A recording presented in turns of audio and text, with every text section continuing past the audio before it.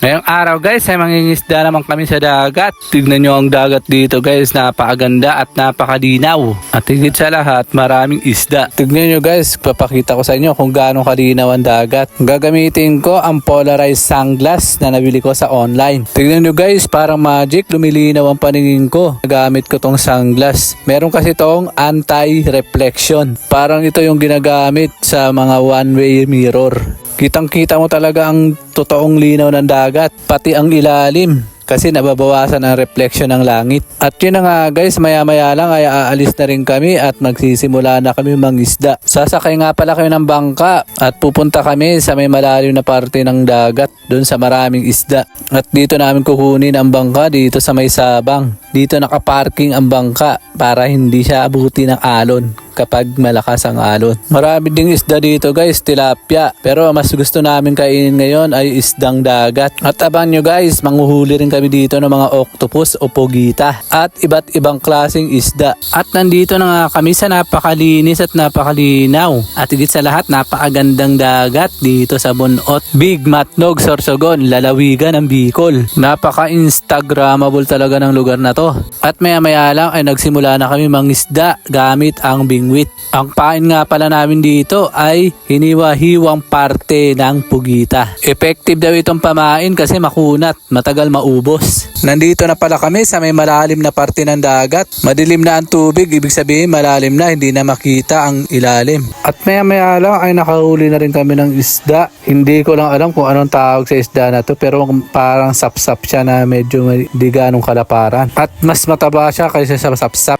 Bali 3 piraso ang nahuli namin. Kaso medyo maliliit lang ang nahuhuli namin. Dahil ang gamit namin na sima ng bingwit ay maliit lang din. At pati na rin ang aming pain ay maliit lang din. Kaya bumalik kami sa medyo mababaw na parte at gumamit naman kami ng fish trap. At sinubukan rin namin painan ng octopus at iniwan lang namin saglit sa may malalim na parte ng dagat. Bali ako na naglagay ng fish trap. Sinubukan kong nilagay, tinesting ko kung kaya ko bang manghuli ng isda gamit ang fish trap. Medyo marunong naman ako sumisid pero sa mababaw lang. At maya-maya lang ay kinuha na agad namin. Kaso 2 pirasong isda lang ang nahuli ko. Siguro sanay na ang mga isda dito sa mga fish trap. Kaya umuwi na lang kami at bumalik kami ng kinagabihan para manghuli ulit kami ng isda gamit naman ang spear fishing. Sa madaling salita ay mamamana kami ng isda. Pero hindi pa ako marunong kaya taga-video na lang ako dito. Bali si Bayaw na lang ang manghuhuli dahil sanay na siyang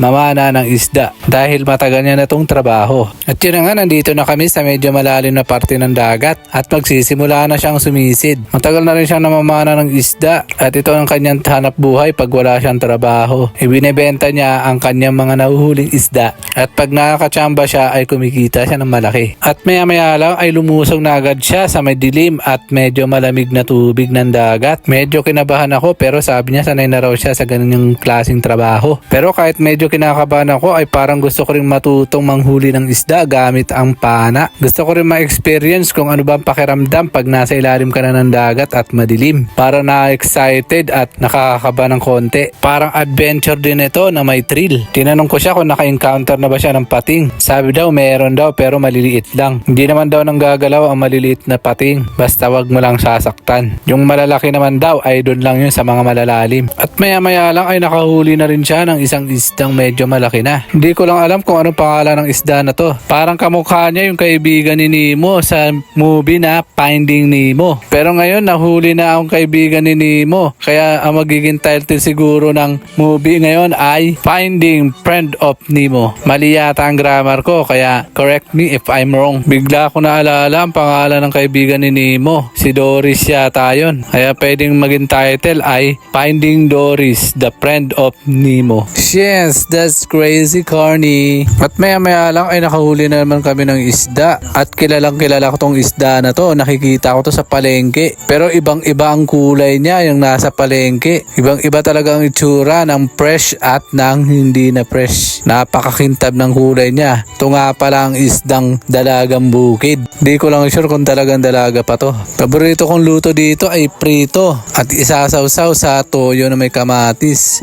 Sarap talaga nito. Lalo ngayon dito ay sariwa pa ang isda. At maya-maya lang ay nakahuli na naman siya ng pusit. Napakalaki guys. Magaling talaga siya manghuli guys, talagang professional na siya na diver. Lalo tuloy ako nag-excited na matuto mag-spear fishing pag nakikita ko ang huli ni Bayaw. Ang sarap na itong gawing calamares o kaya adobong pusit. Buhay na buhay pa siya, kaya sariwang-sariwa talaga. Dumidikit pa ang kanyang mga tentacles, parang nanghihigop. Pero parang nanghihina na siya at parang nauubusan na siya ng tinta. Kaya lalagyan ko muna sila ng tubig para humaba-haba pa ang kanyang buhay. Pagsasama-samahin ko sila at 3 na pala ang huli namin ngayon. At maya pa ay may nahuli na naman si Bayaw, isang medyo maliit na isda, hindi ko alam ang pangalan. Kamukha niya yung nabingwit namin kaninang umaga. At isang sandali lang ay may nahuli na naman ulit na kamukha niya rin. Siguro kapatid niya to.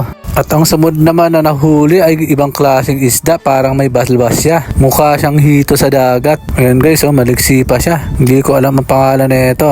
Ano kaya ang tawag dito? Pero ngayon tatawagin ko muna siya na si Maliksi kasi maliksi siya. At nilagay ko muna siya sa may tubig. At meron na naman nahuli si Bayaw. Ang tawag nila dito sa isdang to ay balawis. Medyo malapad siya na medyo maraming malatigas na tinik. Kaya siguro tinawag na balawis. Buhay na buhay pa siya guys. Medyo marami-rami na rin kami nahuli guys. Kaya pwede na itong pang ulam. Kaya pumunta naman kami dito sa mababaw na parte ng dagat para manghuli ng mga octopus o pugita. At maya-maya lang ay nakahuli na kami ng isang pugita. At muntik pang makatakas. Buti na lang nahuli agad ni Bayaw. At maya-maya lang ay may nakita na naman kami isang pugita na naglalakad. Parang namamasya lang siya sa ilalim ng dagat. Siguro hinahanap na si SpongeBob kasi kamukha niya si Squidward. Kaso nahuli na siya ni Bayaw kaya magiging ulam na namin siya mamaya. At ito nga guys, 2 octopus ang nahuli namin. Kaya uuwi na kami kasi medyo lumalalim na ang gabi. Medyo marami-rami na rin ang nahuli namin. Kaya uuwi na kami at may pang ulam na rin. Bali, babawi na lang kami sa susunod. Pag marami kami nahuli ay magbebenta kami. Pag namana ulit kami at pag natuto na rin ako paano mamana ng isda. At yun nga guys, ito na ang lahat ng nahuli naming isda at ang pusit. Tignan nyo nga guys, ang pusit medyo buhay-buhay pa. Dumidikit pa rin ang kanya mga galamay sa daliri ko. At ito naman ang octopus na nahuli namin. Medyo malaki-laki na rin. Masarap tong adobohin at hiwa-hiwain ng maliliit para madaling nguyain. Nakakatakam sobra. At ito naman ang malaking pusit na nahuli ni Bayaw nung nakaraang mag-isa lang siyang nahuli. Nakaswerte siya guys, napakalaki na ito. Nasa 5 kilo ang bigat na ito. Kaya binenta niya to at malaki-laki ang napagbentahan niya. Kaya swerte-swerte din ang pamamana ng isda. Minsan makaka-jackpot ka ng malalaki. Hanggang dito na lang muna tayo mga idol. Maraming salamat sa suporta at panonood. I love you all.